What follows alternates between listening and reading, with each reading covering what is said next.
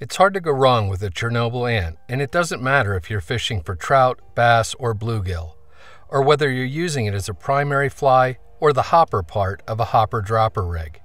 These things just plain get the job done. And don't even begin to think they only work out west.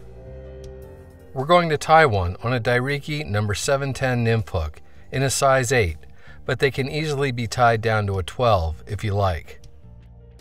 It's a good idea to use heavier 140 Denier thread so it won't cut the foam like thinner threads will. The brown complements the foam colors we're going to use. Start your thread on the hook shank, leaving some space behind the eye, and take wraps rearward before snipping or breaking off the tag. Although not essential, a length of chenille bound to the top of the hook shank with tight wraps of tying thread will help to keep the foam from wanting to roll around.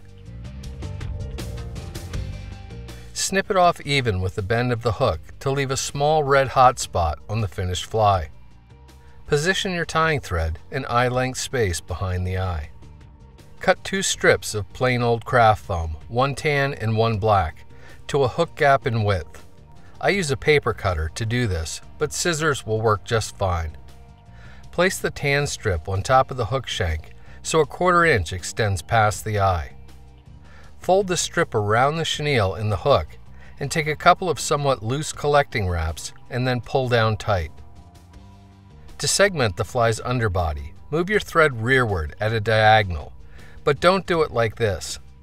Instead, wrap so the diagonal lands on top of the foam, so only a full circular wrap will appear on the underside of the fly.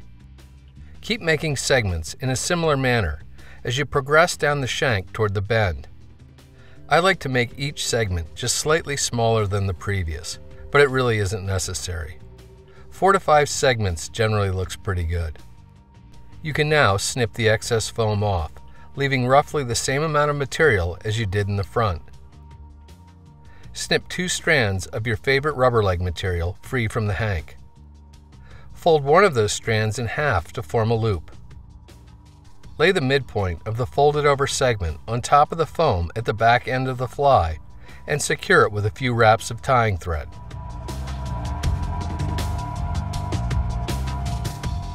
Pick up the strip of black foam and measure it to the same length as the tan foam. At that point, snip the foam off square.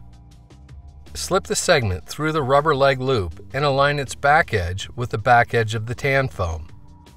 Take first a loose wrap of tying thread, followed by progressively tighter wraps to secure it.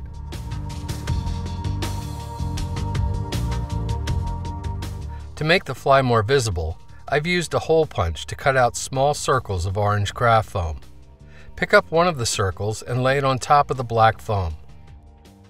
Run your tying thread across the middle of the circle and then pull down and take another wrap or 2 to secure it.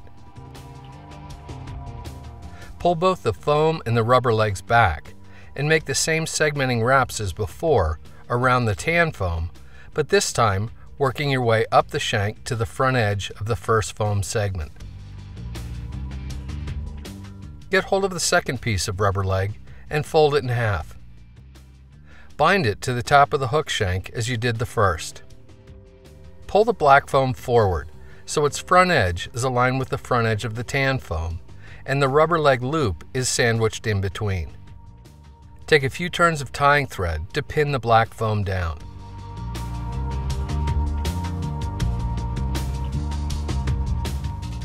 Pick up another circle of orange foam and fasten it in the same manner as before.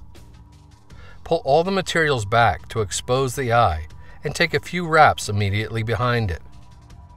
You can then do a 4 or 5 turn whip finish, seat the knot well, and snip or cut your tying thread free. Get all the materials even and aligned on top of the hook shank, and then snip the midpoints of both rubber leg loops.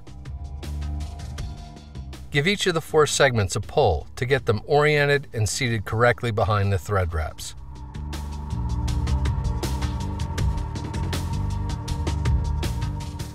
For final trimming, it's easier to remove the fly from the vise. First, trim both ends off square and even. Then, round off the corners. I find snipping perpendicular rather than parallel to the foam works well.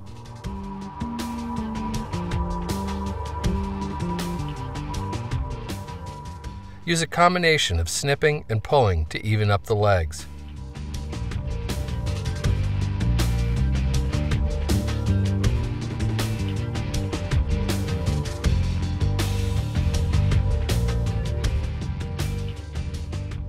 A liberal coating of head cement, or in this case hard as nails, applied to the back and front wraps helps to lock everything in place.